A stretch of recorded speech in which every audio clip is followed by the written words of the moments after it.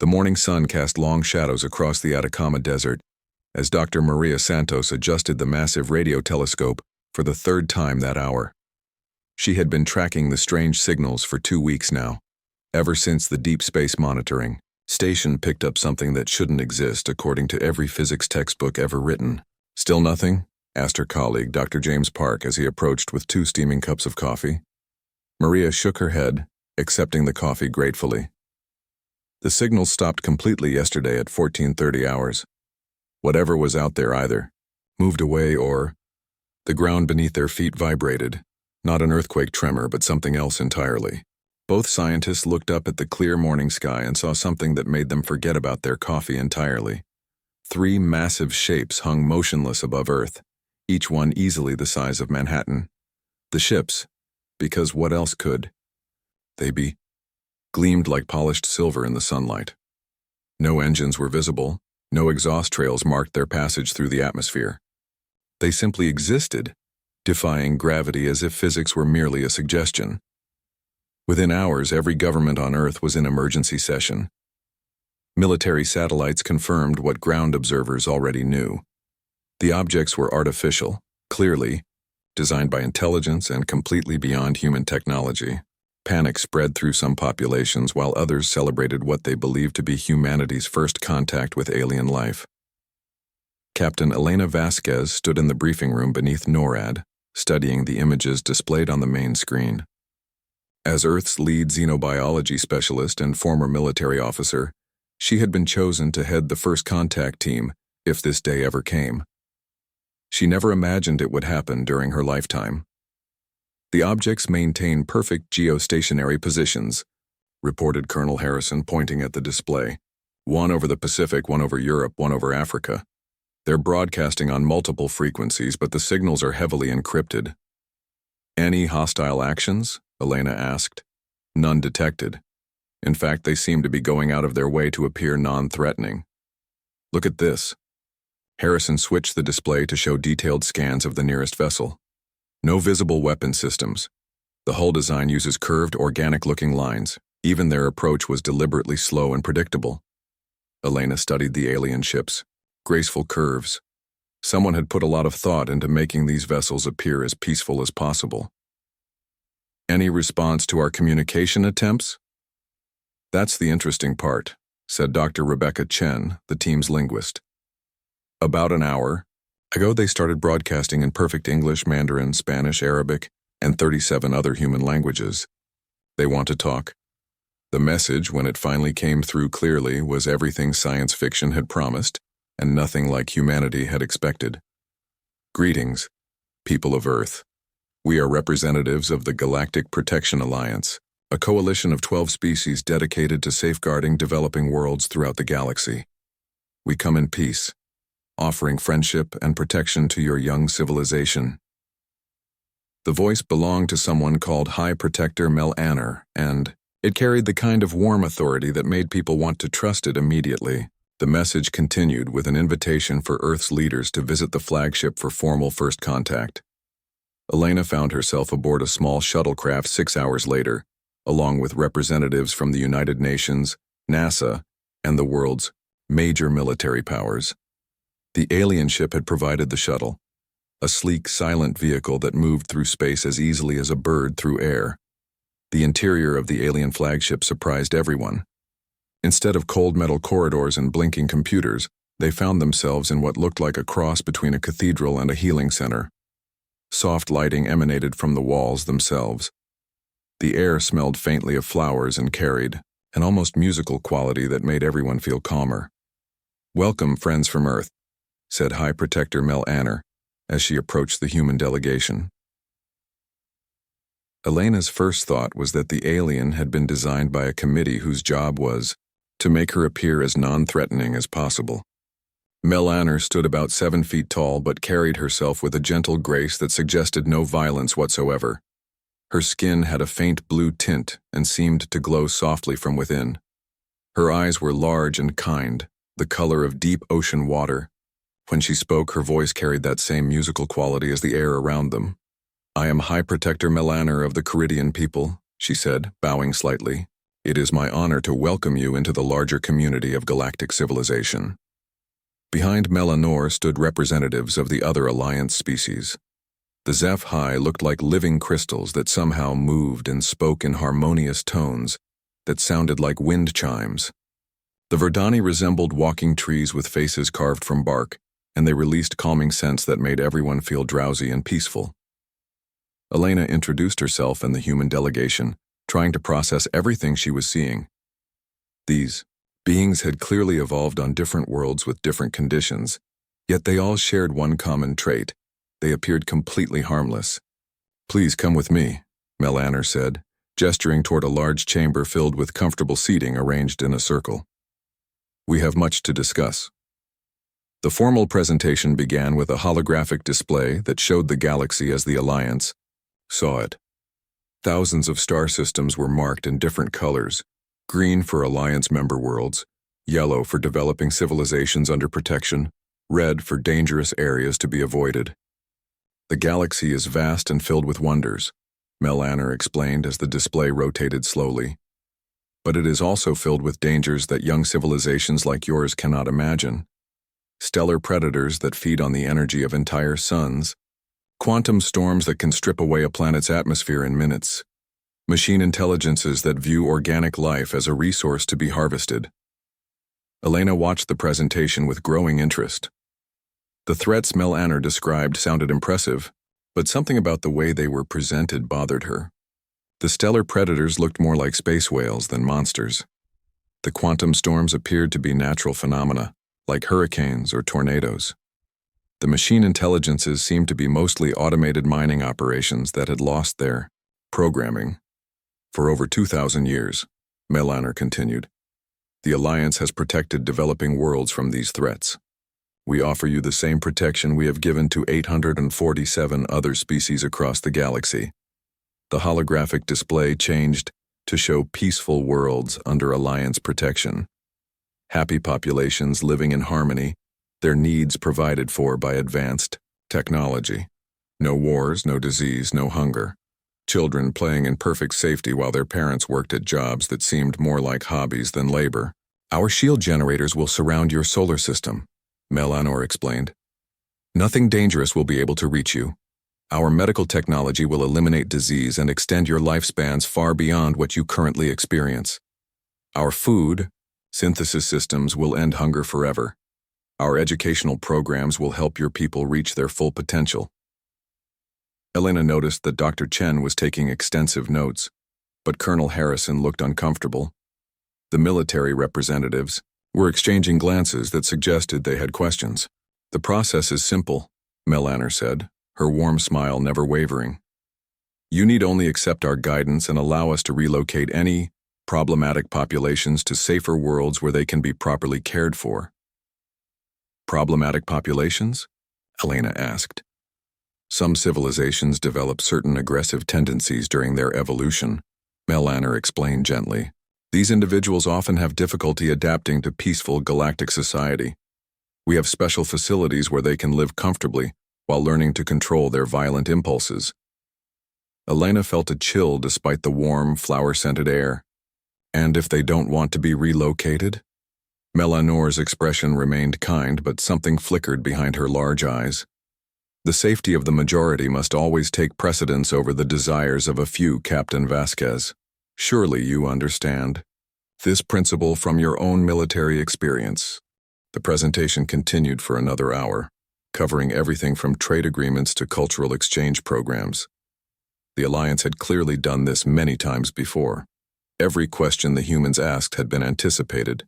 Every concern had a prepared answer. But Elena noticed something interesting. While Melanor spoke about protection and guidance, she never mentioned partnership or equality. The relationship being offered was clearly that of parent to child, protector to protected. Humanity would be safe, but they would not be free.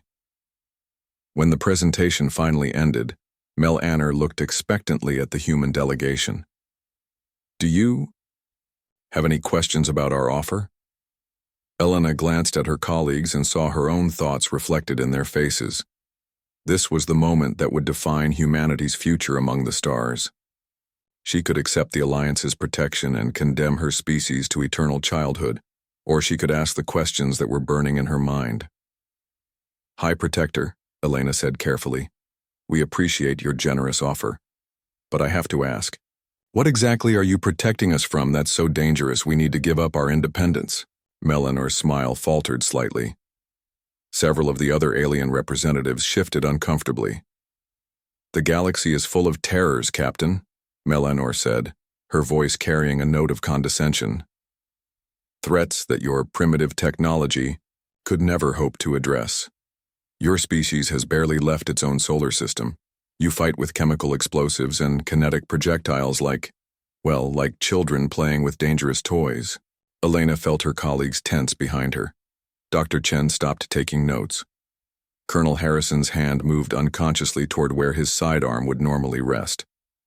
"So stellar predators, quantum storms, and rogue mining equipment," Elena said, her voice remaining perfectly calm. "That's it? Dangerous weather and some broken machines? I assure you these threats are far more serious than—" "We were hoping for something more challenging," Elena interrupted, and for the first time since boarding the alien ship, she smiled. It wasn't a particularly warm smile. In fact, there was something predatory about it that made several of the Alliance representatives take an unconscious step backward. Elena had spent 15 years in military service before joining the xenobiology program, and some habits died hard. "I think there's been a misunderstanding," Elena continued, her smile growing wider. "You see, High Protector, you've been looking at this situation backwards. You're worried about protecting us from the galaxy's dangers. What you should be asking is whether the galaxy needs protection from us." The silence that followed was broken only by the musical humming of the ship's systems. Melanor stared at Elena with an expression that suggested she was seeing humans clearly for the first time. "Captain Vasquez," Melanor said slowly, "surely, you don't mean to suggest that your species poses a threat to galactic civilization?" Elena's smile never wavered. "High Protector, we've been imagining scary scenarios and building weapons to fight them since before we discovered fire. The only difference is that now we know we're not alone in the universe." She stood up, followed by the rest of the human delegation. "We'll need some time to consider your generous offer. In the meantime, perhaps you'd like to review some of our own technical specifications, just so you understand what you're dealing with." Dr. Chen activated a small device that transmitted a data package to the Alliance ship's computers. The information contained detailed analyses of human military capabilities, theoretical weapon systems, and strategic doctrines that had been developed over millennia of constant warfare. As the alien representatives began reading the data, their expressions changed from confusion to concern to something approaching fear. "The thing is," Elena said as she headed toward the exit, "you've spent 2,000 years protecting species from external threats. Humans spent most of our history being the threat." The last thing she heard as the shuttle bay doors closed behind them was the sound of Alliance representatives arguing in several different alien languages, their musical voices carrying notes of panic and discord. During the flight back to Earth, Elena stared out at the 3 massive alien ships hanging motionless in the sky and wondered what humanity's response would ultimately be. The Alliance offered safety and comfort in exchange for freedom and independence. It was the same bargain countless species had accepted across the galaxy, but humans had never been particularly good at accepting other people's definitions of safety. As the shuttle touched down at the secure facility in Nevada, Elena made a mental note to recommend that Earth's response include a complete inventory of human weapons capabilities, not as a threat, but as a courtesy. After all, it was only polite to let the Alliance know exactly what they were dealing with. 2 weeks had passed since first contact, and the 3 Alliance ships still hung motionless above Earth like silver monuments to humanity's new place in the galaxy. Every news channel on the planet ran constant coverage of the great decision that world leaders were supposedly making in secret sessions. Captain Elena Vasquez stood in the underground command center beneath Geneva, watching real-time feeds from a dozen different monitoring stations. The aliens had been patient so far, but their daily requests for humanity's answer were becoming more frequent and more pointed. The analysis teams have finished their reports, said Dr. James Chen, Elena's new science advisor. He was Dr. Rebecca Chen's brother and had been pulled from his position at MIT to help evaluate Alliance technology. You're going to want to see this. Elena accepted the thick folder with some reluctance. Reading technical reports had never been her favorite part of leadership, but the last 2 weeks had taught her that every detail mattered when dealing with species that had been manipulating galactic politics for over 2 millennia. The short version, James said, settling into a chair across from her desk, is that Alliance technology is impressive but not revolutionary. Their ships use gravity manipulation for propulsion, which is beyond us right now. But their weapons and defensive systems are actually quite limited. Limited how? They're designed exclusively for non-lethal suppression. Energy fields that disable rather than destroy. Weapons that incapacitate rather than kill. It's like they've never encountered an enemy that couldn't be reasoned with or sedated into submission. Elena flipped through pages of technical diagrams and analysis charts. What about their protection protocols? The operations they've conducted to defend other species? James grimaced. That's where it gets interesting. We requested historical data on Alliance military operations under the guise of wanting to understand what we'd be protected from. They gave us everything. Detailed records of 847 successful integrations over the past 2,000 years.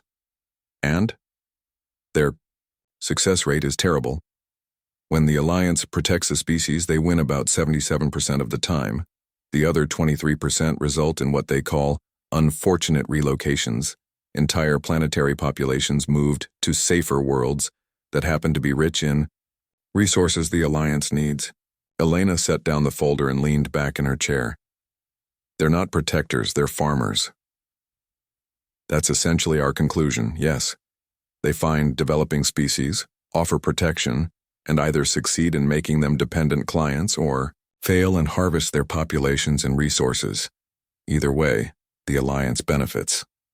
A soft chime indicated an incoming priority message. Elena's assistant appeared on the wall screen with an expression of barely controlled excitement. Captain, High Protector Mel Anner is requesting another meeting. She says the Alliance Council is eager to finalize the protection agreement. Tell her we'll be happy to meet, Elena said. But this time we want to tour their facilities and observe their protection protocols in action. Full transparency. 3 hours later, Elena found herself aboard the Alliance flagship again. But this time she wasn't alone. The human delegation had grown to include military analysts, xenobiologists, computer specialists, and, to the aliens' obvious discomfort, several weapons experts. Commander Sarah Torres had been Elena's choice to lead the military assessment team. Sarah had spent 12 years in special operations before joining the Space Force, and she had a talent for seeing tactical weaknesses that others missed. She also had an unsettling way of smiling that made people nervous. Welcome back, Captain Vasquez, Mel Anner said as she greeted the expanded human delegation. I must admit, your request for operational transparency is somewhat unusual. Most species are content to accept our assurances of protection. Most species probably haven't spent their entire evolutionary history fighting each other, Elena replied pleasantly. We like to understand exactly what we're getting into. Mel Anner's expression suggested she was beginning to understand that humans were not like other species she had encountered. Very well. I will personally guide you through our defensive capabilities and show you recordings of recent protection operations. The tour began in what the Alliance called their Strategic Operations Center, a vast chamber filled with holographic displays showing real-time data from across the galaxy. Hundreds of star systems were monitored constantly, with threat assessments updated continuously by advanced artificial intelligence. Impressive, said Dr. Lisa Park, the team's computer specialist, as she studied the information displays. How often do you actually engage these threats? Fortunately, most can be deterred through diplomatic means, explained Zekthar, a crystalline Zephi who served as the Alliance's military coordinator. His voice sounded like wind chimes caught in a gentle breeze. When diplomacy fails, we implement containment protocols. Sarah Torres stepped closer to examine the tactical displays. Containment protocols? We establish defensive perimeters around threatened areas and deploy suppression fields to disable aggressive forces, Zekthar said proudly. Our technology allows us to neutralize threats without causing unnecessary destruction. Show us, Sarah said simply. What followed was a series of holographic recordings showing Alliance forces in action against various galactic threats. Elena watched with growing amazement as the aliens fought like they were trying to solve a humanitarian crisis rather than win a war. In the first recording, Alliance ships faced off against something called a stellar predator, a massive creature that fed on solar radiation. The Alliance response was to surround the creature with energy fields and guide it away from inhabited systems, using what appeared to be sophisticated herding techniques. Remarkable, said Dr. James Chen. How long did this operation take? Approximately 6 weeks, Zekthar replied. We had to be careful not to harm the creature, as stellar predators are an endangered species. 6 weeks, Sarah repeated, her voice carefully neutral. To deal with one animal. The second recording showed Alliance forces engaging a swarm of automated mining ships that had somehow lost their programming and begun consuming inhabited asteroids. The Alliance response was to board each ship individually and attempt to reprogram their control systems. This operation required 4 months to complete, Zekthar noted. Unfortunately, we were unable to save 3 of the asteroid colonies before restoring proper programming to the mining fleet. Elena watched Sarah's face carefully and saw something that worried her. Sarah was smiling, but it was the kind of smile she had worn during combat briefings in Afghanistan. The expression of a predator analyzing prey. Could we see some of your less successful operations? Elena asked. The ones that resulted in relocations? Melanor and Zekthar exchanged glances before calling up new recordings. These showed Alliance forces attempting to protect worlds from threats they couldn't contain or redirect. The patterns were consistent. The Alliance would deploy defensive measures, attempt diplomatic solutions, and gradually fall back as their gentle methods proved inadequate. The Vorthon situation was particularly challenging, Melanor explained, as they watched Alliance ships retreating from a swarm of aggressive biomechanical entities. The Vorthon collective refused all diplomatic contact and seemed determined to consume organic matter for some unknown purpose. What happened to the Vorthon? Elena asked. We were forced to relocate the entire species to a secure facility where they could be properly studied and hopefully rehabilitated, Melanor said sadly. It was a tragic necessity. Commander Torres leaned forward, studying the tactical display with professional interest. How many Vorthon were there originally? Approximately 4 billion individuals across 12 worlds. And how many survived the relocation? Melanor hesitated. The relocation process is difficult for some species to adapt to. Perhaps 40 million Vorthon are currently in our care. Sarah's smile disappeared entirely. You killed 90% of their population and called it a rescue operation. We saved who we could. Zekthar's musical voice carried a note of distress. The alternative was to allow the collective to spread throughout the sector, consuming everything in their path. Or you could have just destroyed them, Sarah said, matter-of-factly. Quick, clean, permanent solution. The silence that followed was broken only by the soft humming of the ship's systems. Every Alliance representative in the room was staring at Sarah with expressions of horror. Commander Torres, Melanor said carefully, surely you don't mean to suggest that genocide is preferable to relocation. I'm suggesting that if you're going to kill 4 billion people anyway, you should be honest about it, Sarah replied. At least genocide is quick. Elena decided it was time to intervene before Sarah said something that ended negotiations entirely. What Commander Torres is pointing out is that your methods seem designed to make you feel better about the outcome, rather than actually protecting the species involved. We save who we can, Melanor insisted. We are not warriors, Captain Vasquez. Violence is not in our nature. No, Elena agreed, but it's in ours. She activated a portable display device and called up the files that Earth's military analysts had prepared over the past 2 weeks.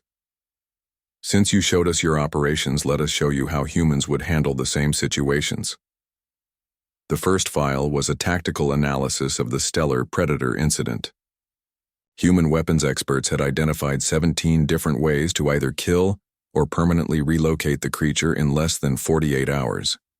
Methods ranged from gravity weapons that would drag the predator into a nearby black hole to exotic, matter bombs that would disrupt its ability to process solar radiation. These solutions are unnecessarily violent, Zekthar protested. The stellar predator is a living being. So are the billions of people on the worlds it threatens, said Dr. Park. We prioritize the lives of civilized beings over the lives of animals. The second file showed human solutions for the automated mining problem. Rather than attempting to reprogram each ship individually, human strategies involved using electromagnetic pulse weapons to disable the entire fleet simultaneously, then either reprogramming them en masse or simply destroying them and building new mining equipment. Time to resolution, 6 hours, Elena noted. Casualties, 0.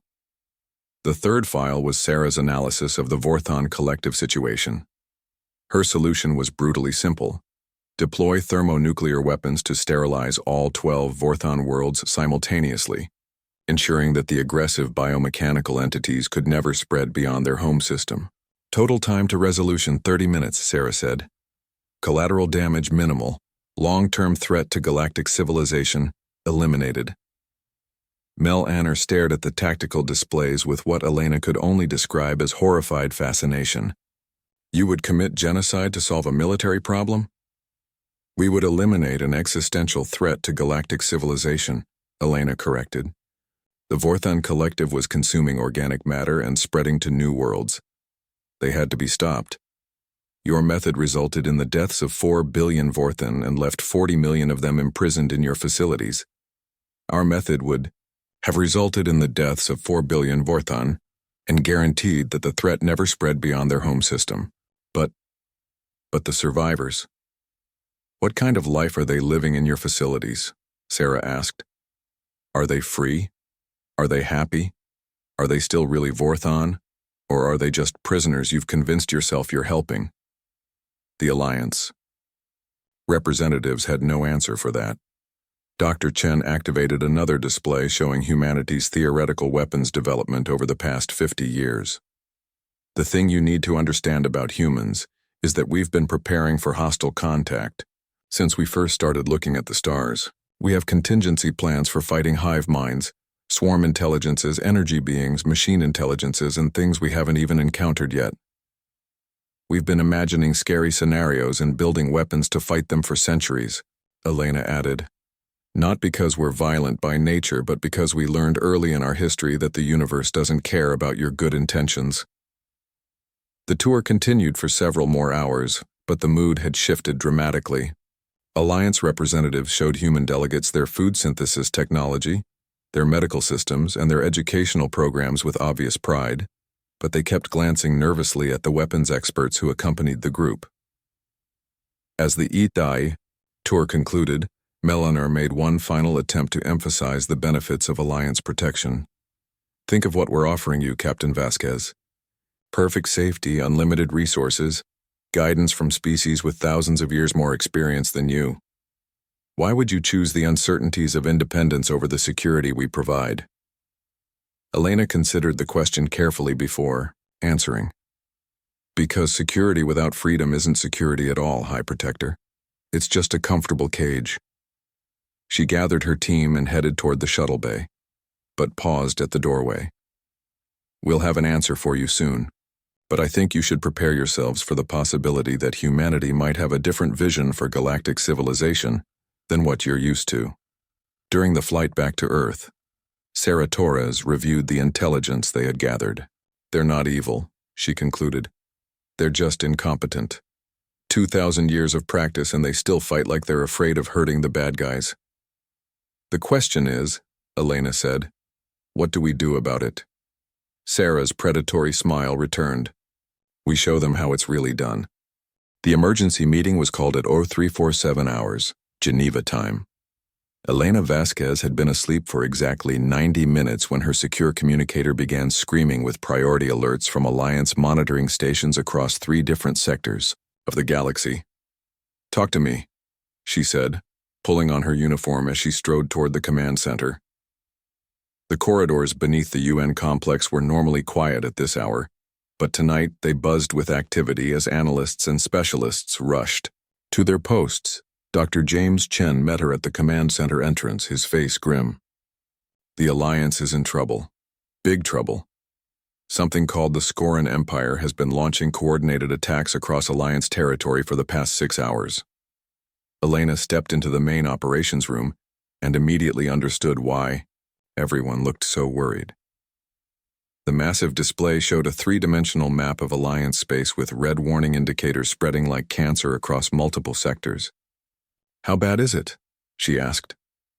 12 Alliance worlds under direct attack, reported Commander Torres from her position at the tactical station. Another 37 have gone dark completely. Alliance Fleet Command is requesting emergency assistance from all member species and protectorates. Elena studied the tactical display with growing concern. The attacks weren't random. They followed a clear pattern that suggested extensive planning and coordination. Whoever these Scorans were, they understood Alliance weaknesses better than the Alliance understood them themselves. "What do we know about the Scoran Empire?" "That's the interesting part," said Dr. Lisa Park, pulling up intelligence files on her workstation. "According to Alliance records, the Scorans were classified as a developing militaristic species approximately 50 years ago. The Alliance has been monitoring them ever since, waiting for them to become a threat worth addressing." "Apparently, they became a threat," Elena observed dryly. "It gets worse," James said, activating additional displays. Alliance fleet doctrine is based on their historical experience with galactic threats, stellar predators, rogue mining equipment, quantum storms. They're not equipped to fight an organized military force that actually wants to win. Elena watched. Real-time feeds from Alliance ships engaging Scoran forces. The alien tactics were exactly what she had observed during their facility tour. Defensive formations designed to minimize casualties, non-lethal suppression fields, attempts at diplomatic contact even while under fire. The Scorans, by contrast, fought like they were trying to exterminate their enemies as quickly and efficiently as possible. Their ships moved in aggressive formations, concentrated overwhelming firepower on single targets, and showed no interest in capturing or converting Alliance forces. How are the Alliance forces holding up? "They're not," Torres said bluntly. "Casualty reports are sketchy, but it looks like they're losing approximately 3 ships for every Scoran vessel they manage to disable. And that's assuming they're actually disabling Scoran ships rather than just making them angry." A soft chime indicated an incoming priority transmission. Elena wasn't surprised to see High Protector Melaner's face appear on the main screen, though the alien leader looked far less composed than she had during their previous meetings. "Captain Vasquez," Melaner said, her musical voice carrying notes of strain and exhaustion. "I hope you will forgive the urgency of this communication, but circumstances have evolved beyond our initial projections. We're monitoring the situation," Elena replied carefully. "How can we help?" Relief flickered across Melaner's features. "The Alliance Council has voted to grant Earth provisional membership status immediately, with full protection rights and obligations. We could use any assistance your people might be able to provide." Elena glanced at her staff before responding.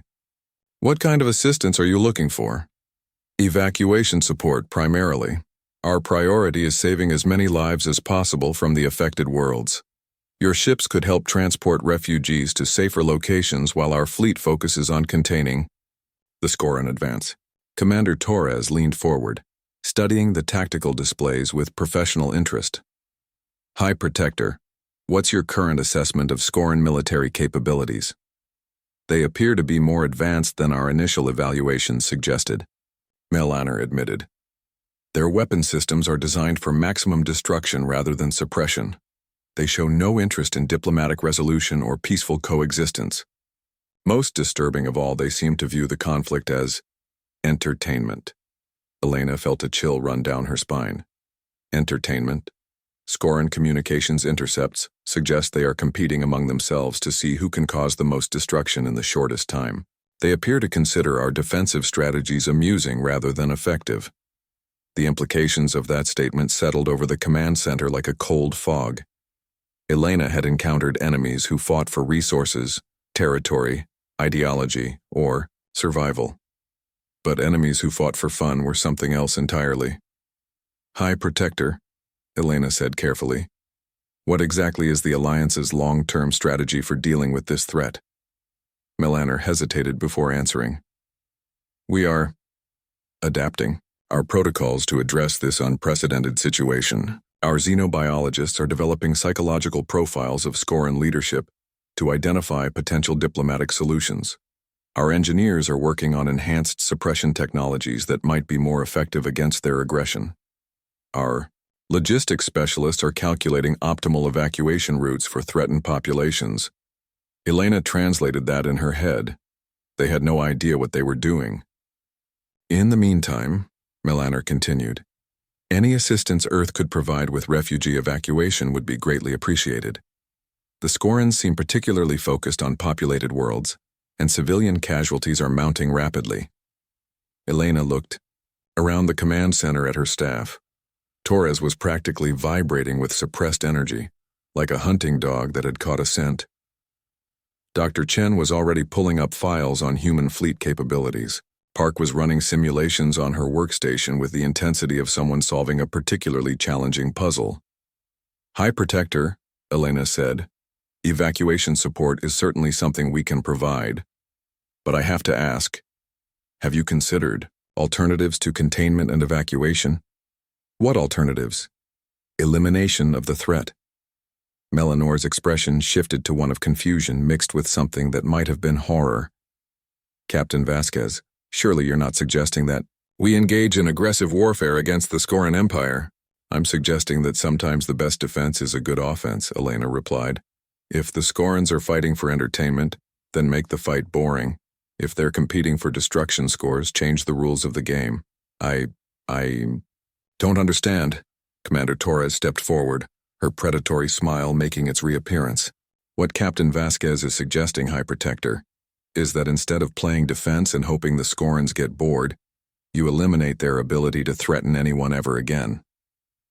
But that would require war," Elena finished. "Real war.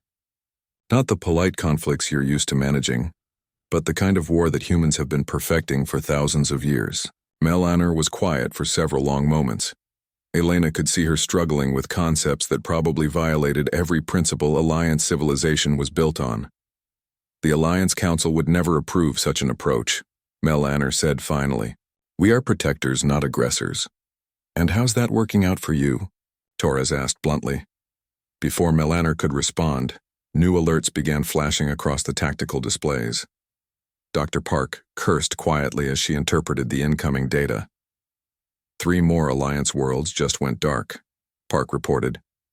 "Scoran forces are advancing faster than projected. At this rate, they'll reach core Alliance territory within 72 hours. Elena made a decision that would change the course of galactic history. High Protector, what if Earth handled the military response while the Alliance focused on evacuation and humanitarian support?" "I don't understand. Let us fight the Scorans.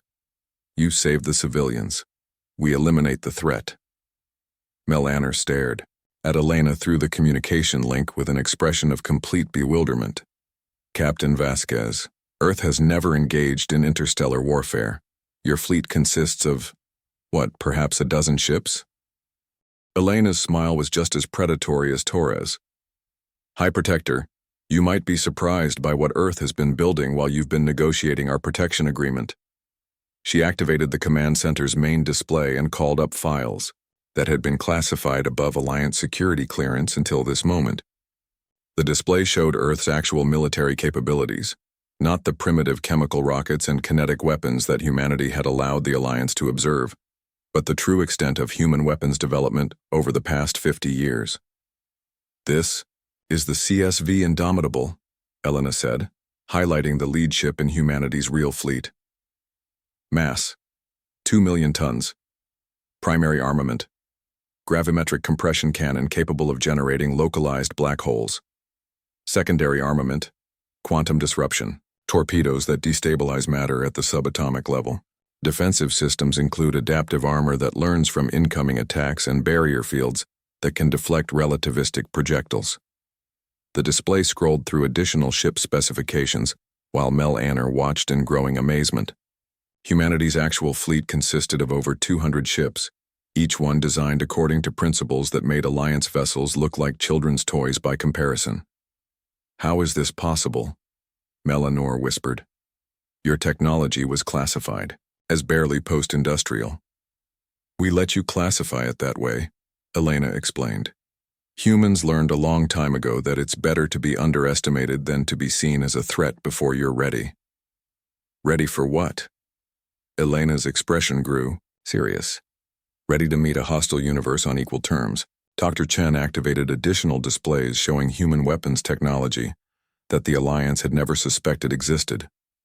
Antimatter bombs capable of sterilizing entire star systems. Nanoscale weapons that could disassemble enemy ships at the molecular level. Mimetic warfare devices designed to attack artificial intelligences through their own communication networks. "We've been preparing for first contact scenarios for over a century," Elena continued. "Peaceful cooperation was always our preferred option, but we developed contingencies for every other possibility we could imagine. Including hostile empires that fight for entertainment," Torres added cheerfully. Mel Anner struggled to process what she was seeing. This level of weapons development, it would require centuries of constant warfare to perfect such technologies. "Humans have had centuries of constant warfare," Elena pointed out. "We just recently figured out how to stop fighting each other long enough to focus on external threats." The command center was quiet except for the soft humming of computer systems and the distant sound of activity in the corridors outside. Elena watched Mel Anner's face as the alien leader tried to reconcile her understanding of humanity with the evidence being presented. "Captain Vasquez," Mel Anner said finally, "if Earth possesses this level of military capability, why did you not simply reject our protection offer immediately?" Elena's smile softened slightly. "Because we wanted to understand who you really were before we decided what to do about you. The Alliance isn't evil, High Protector. You're just naive. You've been playing at warfare for 2,000 years while humans have been perfecting it. And now? Now you have a choice. Let us handle the Scoran problem while you focus on what you do best, helping people and building peaceful societies. Or continue trying to fight a war you don't understand against enemies who think your methods are hilarious." Mel Anner was quiet for a long time before responding.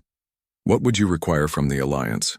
Information about Scoran positions and capabilities, coordination with your evacuation efforts, and formal authorization to engage in unrestricted warfare against the Scoran Empire." "Unrestricted warfare?" Elena's expression grew cold. "High Protector, if humans are going to war, we're going to win. Whatever it takes, however long it takes, by whatever means necessary. The Scorans want to play games with galactic civilization? Fine, but they're about to learn that humans don't play games when innocent lives are at stake." The transmission ended with Melanor promising to present Earth's offer to the Alliance Council immediately. Elena knew the answer would be yes. The Alliance was out of options and running out of time. "Torres," she said, turning to her military commander, "how long before we can have the fleet ready for deployment?" Torres's predatory smile was back in full force. "The fleet's been ready since the day those Alliance ships showed up in our sky. Captain, we just need coordinates and authorization." Elena looked around the command center at her staff, scientists and soldiers who had spent their careers preparing for this moment without knowing if it would ever come. "Then let's go show the galaxy how humans really fight." The first human warship to engage Scoran forces was the CSV Retribution, a heavy cruiser that had been conducting navigation exercises near the Kepler system when the Alliance distress call came through.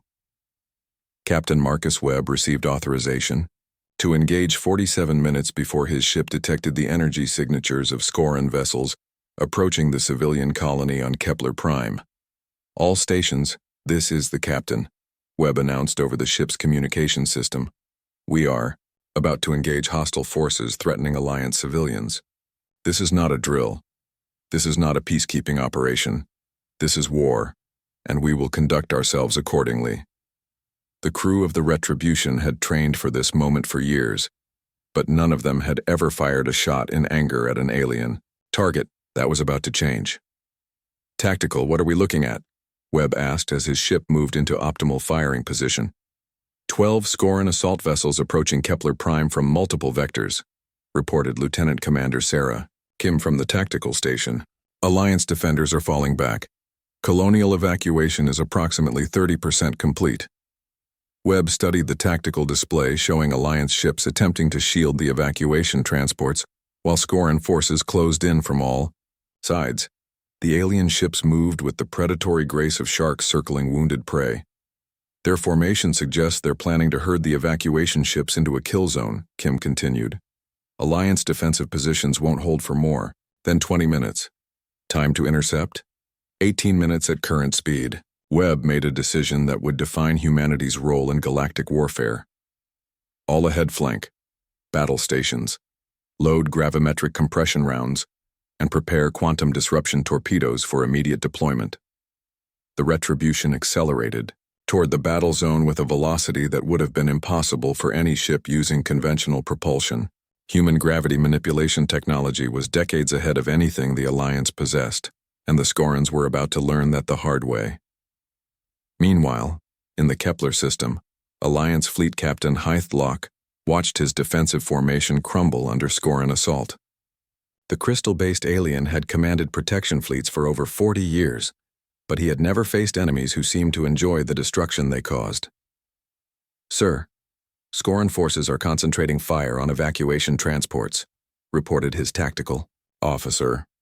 "They're ignoring our warships entirely." Hythe felt his crystalline structure resonate with frustration.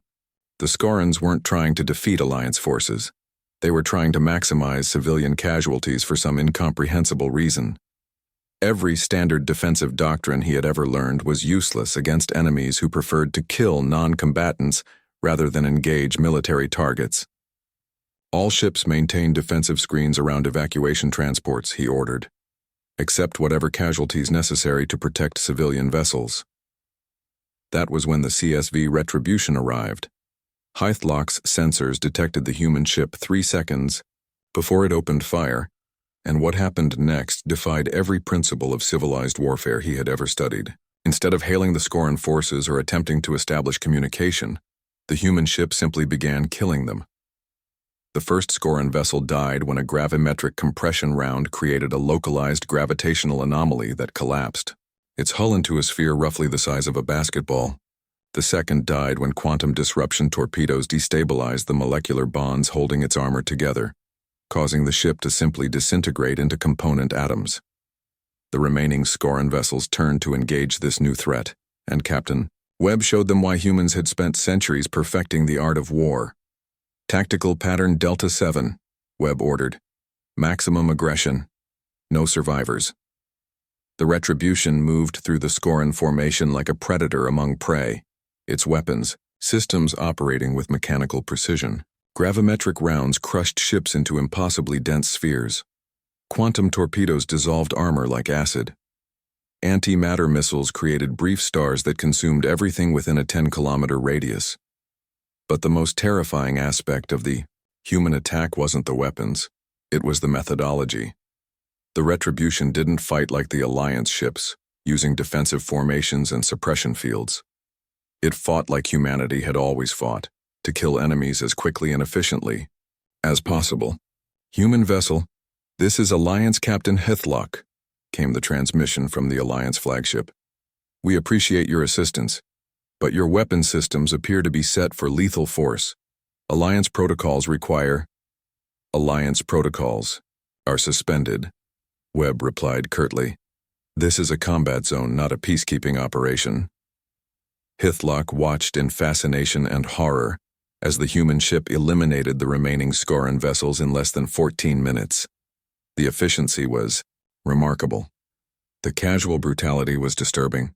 "Human Captain," Hythe transmitted as the last Scoran ship exploded into expanding plasma. "Your assistance was effective. However, Alliance doctrine requires that we attempt to capture enemy personnel for interrogation and possible rehabilitation." Webb's Response was delivered in a tone that made Hithlock's crystalline structure resonate with unease. Captain Hithlock, the Scorans came here to kill civilians for entertainment. They forfeited any right to consideration the moment they opened fire on evacuation transports. But surely some accommodation could have been made. No accommodation, Webb interrupted. No mercy, no second chances. When humans go to war, we fight to win. The exchange was recorded and transmitted to Alliance Fleet Command, where it was analyzed by xenobiologists, military strategists, and political scientists who struggled to understand the implications of what they had witnessed. Humans didn't just fight differently than other species. They thought about warfare in fundamentally alien ways. Where Alliance forces saw enemies to be contained or redirected, humans saw problems to be solved permanently. Word of the Kepler engagement spread through Alliance communication networks within hours. But the real revelation came when human fleet deployments began appearing throughout Scoran-threatened space. Admiral Rebecca Cross commanded the human task force assigned to the Vega sector, where Scoran forces had been conducting what they called efficiency competitions. Contests to see which Scoran captain could eliminate the most Alliance personnel in the shortest time. Cross studied the tactical reports from her flagship, the CSV Indomitable, and felt the cold fury that had sustained human warriors throughout history. The Scorans had turned warfare into a game, treating the deaths of billions of sentient beings as entertainment. Admiral, reported her tactical officer, Commander Lisa Park. Scoran fleet composition consists of 47 vessels arranged in 7 hunting packs. They're moving through Alliance space in a pattern designed to maximize civilian casualties rather than territorial control. Cross nodded grimly. The Scorans weren't trying to conquer Alliance territory. They were conducting what amounted to a massive hunting expedition. The distinction was important because it meant traditional defensive strategies were useless. Fleet composition? Cross asked. 41 human warships across all classes. Additionally, Alliance Command has attached 16 of their vessels to our task force as support units. Cross activated the fleet communication system and addressed the combined human Alliance force under her command. All ships, this is Admiral Cross. We are about to engage enemies who have chosen to treat warfare as entertainment. They hunt civilians for sport and compete among themselves for kill scores. This ends now. She paused, letting her words sink. In among crews that represented 2 completely different philosophies of warfare, Alliance vessels will provide humanitarian support and evacuation assistance. Human vessels will eliminate the threat. No quarter will be given. No prisoners will be taken. The Scoran Empire has declared war on civilization itself, and we will respond accordingly. The battle for the Vega sector began 6 hours later, when Scoran hunters encountered Cross's fleet near a civilian space station housing over 2 million refugees. The Scorans had been planning to destroy the station as part of their competition, but they found something they hadn't expected: enemies who fought back. Human tactics confused the Scorans initially. Instead of forming defensive screens around civilian targets, human ships spread out in aggressive formations designed to bring maximum firepower to bear on enemy vessels. Instead of trying to disable or capture Scoran ships, humans simply destroyed them as quickly as possible. The first Scoran hunting pack died within minutes of contact. Gravimetric weapons crushed their ships like insects. Quantum torpedoes dissolved their armor. Anti-matter missiles created brief suns that consumed everything nearby. But the most disturbing aspect of human warfare, from the Scoran perspective, was the complete absence of sporting behavior. Humans didn't fight for glory or entertainment. They fought to eliminate threats. They showed no interest in fair combat or honorable victory. They simply killed enemies with industrial efficiency. "Human Admiral," transmitted Scoran Fleet Commander Vexthar from his flagship. "Your tactics lack artistic merit. Where is the challenge in simply destroying opponents without allowing them opportunity for retaliation?" Cross's response was delivered in a tone that carried the weight of human history. "Commander Vexthar, you made a fundamental error in judgment. You assumed warfare was a game. For humans, war is a job, and we're very good at our jobs. What followed was the systematic, Destruction of Scoran forces throughout the Vega sector. Human ships hunted in coordinated groups, using sensor networks that tracked every Scoran vessel simultaneously. When they found enemy forces, they eliminated them completely before moving on to the next target. The Scorans quickly discovered that their competition-based approach to warfare was useless against enemies who treated killing as a professional responsibility rather than entertainment. Human crews worked with the mechanical precision of factory workers, processing targets. With efficient brutality. "They don't fight," transmitted one Scoran captain before his ship was destroyed by quantum torpedoes. "They simply execute." Admiral Cross monitored the tactical displays from her command center, watching red enemy contacts disappear one by one as her fleet systematically cleared Scoran forces from Alliance space. The operation was proceeding exactly according to plan. "Admiral," reported Commander Park, "we're receiving surrender requests from 17 Scoran vessels. They're requesting safe conduct to neutral territory." Cross considered the request for exactly 3 seconds. "Negative. They came here to hunt civilians for sport. They don't get to surrender when they realize they're outmatched." "Ma'am, Alliance protocols suggest—" "Alliance protocols are suspended," Cross said firmly. "This is human space now, and human rules apply. The Scorans wanted to play war games. With civilian lives, now they get to experience real war." The battle for Vega sector concluded with the complete elimination of Scoran forces in the area. No enemy ships escaped.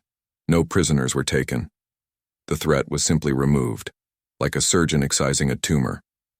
Alliance observers struggled to process what they had witnessed. Human warfare wasn't just more effective than Alliance methods. It was fundamentally different in every possible way. Where Alliance forces fought to contain and redirect threats, humans fought to eliminate them entirely. "They don't fight like any species we've encountered," reported Alliance Captain Hithlock in his after-action summary. "They fight like they've been preparing for war with the universe itself." News of human military effectiveness spread through Alliance space faster than official reports could be filed. Civilian populations in threatened systems began requesting human protection specifically, while Alliance military commanders struggled to adapt their thinking to accommodate allies who considered total warfare a professional skill. But the real shock came when intelligence reports revealed the true scope of human military preparation. Earth's fleet hadn't been hastily assembled in response to the Scoran threat. It had been building for decades, waiting for exactly this kind of situation. "They've been ready for us," High Protector Mel Honor reported to the Alliance Council in an emergency session. "Not just ready for the Scorans or any specific threat, ready for any threat that might emerge from galactic space. They've been preparing for hostile contact since before they developed faster-than-light travel." The implications of that revelation settled over the Council like a cold fog. Humanity hadn't stumbled into effective warfare through desperation or accident.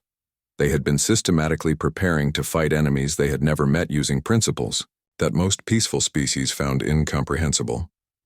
"The question," Melaner continued, "is what we do with allies who are more effective at warfare than we are comfortable with." Before anyone could answer, priority alerts began flashing across the Council Chamber's displays. Long-range sensors had detected massive Scoran fleet movements in the galactic core, not retreating, but concentrating for what appeared to be a final, overwhelming assault on Alliance territory. The Scorans had apparently decided that humanity represented an unacceptable challenge to their entertainment-based approach to warfare. They were gathering their full military might for a confrontation that would determine the future of galactic civilization. Admiral Cross received the intelligence update while her fleet was resupplying at a civilian station in the Vega sector. The report confirmed what human strategic planners had been expecting. The Scorans were escalating rather than retreating. "Ma'am," reported Commander Park, "Alliance Command is requesting immediate conference with human fleet commanders. They want to coordinate defensive strategies for the incoming Scoran offensive." Cross smiled grimly as she studied the tactical projections. "Tell Alliance Command that defensive strategies won't be necessary. We're not going to wait for the Scorans to attack." "Ma'am?" "Commander, send a message to Earth Command. Request immediate deployment of the full battle fleet. We're going to end this war before it gets any worse." Park stared at her admiral with something approaching awe. "Ma'am, are you suggesting we take the offensive against the entire Scoran Empire?" Cross's smile was the kind that had preceded every major human military victory throughout history. "Commander, I'm suggesting we show the galaxy what humans really do to enemies who threaten innocent people. We're going to demonstrate why Earth's protection comes with a lifetime guarantee." The largest fleet in human history assembled at the edge of Scoran space. Over 300 warships representing every advance in military technology that Earth had developed since first looking at the stars. Admiral Rebecca Cross stood on the bridge of the CSV Indomitable, watching deployment patterns that had been planned by strategists who understood that this battle would determine humanity's place in galactic civilization. "Fleet status report," Cross requested as the final ships moved into formation. "All vessels report ready for combat operations," replied Commander Lisa Park. "Total complement: 312 human warships, 47 Alliance support vessels, and surprisingly, 17 independent ships from species that aren't officially part of either alliance." Cross raised an eyebrow at that last detail. "Independent ships? Species that have been watching the conflict develop. Word of human military effectiveness has spread beyond alliance space. Some civilizations are apparently interested in seeing how this plays out." The admiral nodded grimly. Humanity's first major interstellar war was being watched by dozens of species across the galaxy. The outcome would establish precedents that might endure for centuries. Intelligence update on Scoran. Deployments. Park activated the tactical display showing the core systems of the Scoran Empire. Long-range sensors confirm massive fleet concentrations across 7 star systems. Preliminary estimates suggest they've assembled over 2,000 ships for what they're calling the final hunt. Cross studied the enemy positions with professional interest. The Scorans had apparently decided to stake everything on one massive confrontation, gathering their scattered forces into overwhelming concentrations designed to crush any opposition through sheer numbers. It was exactly the kind of tactical thinking that had gotten them into trouble with humans in the first place. "They still don't understand," Cross murmured. "They think this is about winning battles." "Ma'am, Commander, the Scorans are still treating this like a competition. They want to prove they can defeat us in glorious combat. What they don't realize is that humans don't fight battles. We fight wars, and we fight to win them permanently." Cross activated the fleet communication system and addressed the combined force under her. "Command." The transmission reached not only human and alliance vessels, but the independent observers who had come to witness what might be the most important military engagement in galactic history. "All ships, this is Admiral Cross. In approximately 6 hours we will engage the full military might of the Scoran Empire. They have chosen to concentrate their forces in an attempt to overwhelm us through numerical superiority. This is a fundamental misunderstanding of human military doctrine." She paused, gathering her thoughts before continuing. "The Scorans believe they are fighting for entertainment and glory. They are wrong. We are not here to provide them with amusement. We are here to eliminate a threat to galactic civilization. When this operation concludes, the Scoran Empire will no longer exist as a military force. Not defeated, not contained, not redirected, eliminated." Cross looked around the bridge at her crew, seeing the same cold determination she felt reflected in their faces. Human vessels will implement Protocol Omega across all target systems simultaneously. Alliance vessels will provide search and rescue for any survivors. Independent observers are advised to maintain safe distances and document what they witness for their respective governments. The transmission ended, leaving the combined fleet in relative silence as crews made final preparations for what many understood might be the most decisive battle in galactic history. High Protector Mel Honor monitored the human preparations from her flagship, struggling to process the implications of what she was witnessing. Alliance xenobiologists had spent weeks trying to understand human military psychology, but they kept reaching conclusions that challenged everything Alliance civilization believed about the nature of warfare. "They really intend to destroy the entire Scoran Empire," observed Dr. Kethmore, the Alliance's leading expert on aggressive species behavior. Not occupy their territory or force political changes, literally eliminate their ability to threaten anyone ever again. Melaner nodded grimly. Human strategic thinking appears to be based on the principle of permanent solution rather than temporary resolution. When they identify a threat, they remove it completely. But the implications, I know. Melanor watched human warships maneuvering with the precision of a mechanical process. If humans can eliminate the Scoran Empire in a single operation, what does that say about every other military force in the galaxy? The question hung in the air between them, carrying implications that neither wanted to consider fully. Meanwhile, in the Scoran core systems, Fleet Commander Vexithar reviewed his own tactical preparations with growing excitement. The humans had proven themselves worthy opponents, but they were still vastly outnumbered. The final hunt would be the greatest challenge Scoran warriors had ever faced. Status of all hunting fleets? Vexithar asked his tactical coordinator. 2,047 vessels across 7 systems, all armed and ready for glorious combat, came the enthusiastic reply. The humans cannot possibly match our numbers, regardless of their technological advantages. Vexithar's mandibles clicked with anticipation. And our scoring system? Fully operational. Each captain will be credited for verified kills based on ship classification and crew complement. The victor of the final hunt will be remembered for all time. The Scoran commander studied the tactical displays showing his fleet dispositions with satisfaction. The humans had been efficient in their previous encounters, but efficiency meant nothing against overwhelming numerical superiority.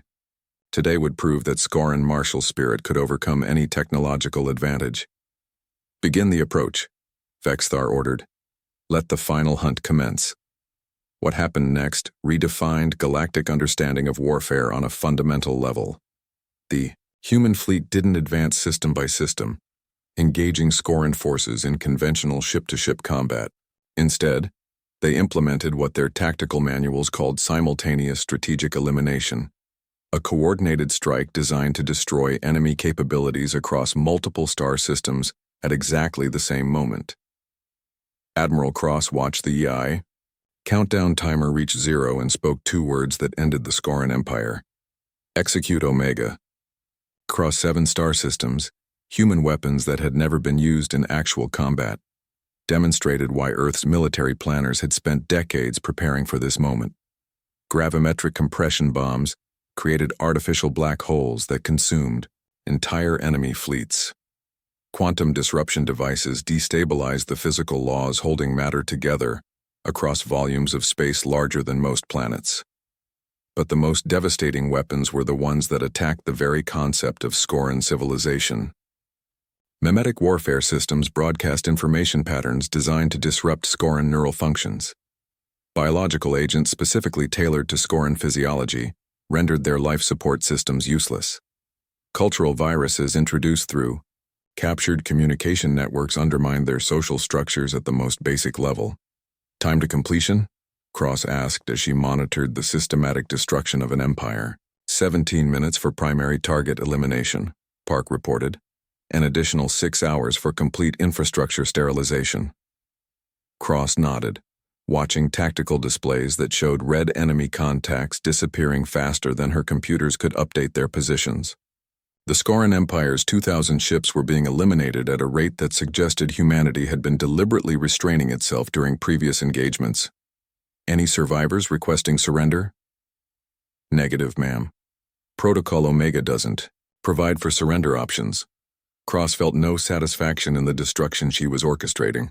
This wasn't a victory to be celebrated. It was a problem being solved with industrial efficiency. High Protector Mel Honor watched the elimination of the Scoran Empire from her position in the outer system, her crystalline features reflecting disbelief at the scale and speed of human military operations. "Is this really happening?" asked Dr. Kethmore, as they observed entire star systems being systematically cleared of Scoran presence. "It appears that humans have been preparing for total warfare scenarios that most species never consider," Milana replied quietly. "They didn't just develop weapons to fight enemies. They developed methods to eliminate the concept of those enemies entirely." The destruction was so complete and so rapid that Alliance monitoring systems struggled to keep track of what was happening. Scoran fleets that had existed moments before simply stopped existing. Not destroyed in conventional terms, but removed from reality through weapons that operated on principles most species had never imagined. How is this level of destruction even possible? Kethmore asked. Because humans approach warfare as an engineering problem rather than a social interaction, Mel Anner realized. They don't fight to defeat enemies. They fight to eliminate categories of threats. When the 17 minutes had elapsed, Admiral Cross received confirmation that primary objectives had been achieved. The Scoran Empire's military capability had been reduced to 0. Their infrastructure had been eliminated. Their ability to threaten any other species had been permanently removed. Fleet status? Cross requested. Formal complaint. The implications were staggering. Any word from the Alliance Council? High Protector Mel Anor is requesting immediate conference. Priority Alpha classification. Cross activated the communication system and found herself looking at the alien leader who had originally offered Earth protection from galactic threats. The irony was not lost on either of them. Admiral Cross, Mel Anor said carefully, the Alliance Council would like to discuss formal arrangements for ongoing galactic security. What kind of arrangements? We would like to request that Earth assume primary responsibility for military threats to Alliance territory. In exchange, the Alliance would provide technological and humanitarian support for developing civilizations. Cross considered the proposal. It was essentially an admission that the Alliance had been doing things backwards for 2,000 years, trying to provide protection they weren't equipped to deliver while neglecting the areas where they actually excelled. What about oversight? Command authority? Rules of engagement? Mel Anner's expression suggested she had already considered these questions extensively. Admiral, after witnessing today's operation, the Alliance Council believes that human military judgment is superior to our own. We would prefer to provide support services while leaving tactical decisions to Earth Command. You're offering us a blank check to police the galaxy? We're acknowledging that humans are better equipped for that responsibility than we are, Mel Anor corrected. The Alliance has spent 2 millennia trying to protect civilizations from threats we didn't fully understand.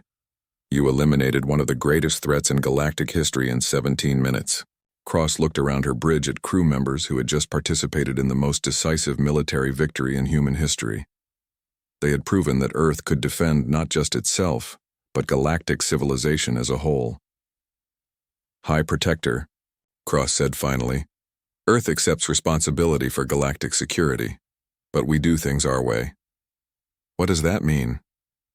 Cross's smile was the same one humans had worn since their ancestors first picked up sharp sticks to defend their tribes. It means that when we're protecting something, we don't do it halfway. Any species or organization that threatens innocent civilians will be eliminated quickly, efficiently, and permanently. And peaceful species will be free to pursue whatever goals they choose, knowing that someone is watching to make sure the universe's predators don't interfere. The formal agreement was negotiated over the following weeks, establishing what historians would later call the Terran Protection Compact. Earth assumed military responsibility for galactic security, while the Alliance continued providing technological and humanitarian assistance to developing civilizations. The arrangement worked perfectly for everyone involved. Alliance species could continue their peaceful pursuits without worrying about external threats. Developing civilizations received protection from enemies that could be eliminated rather than merely contained. And humanity finally had a purpose that matched their particular talents.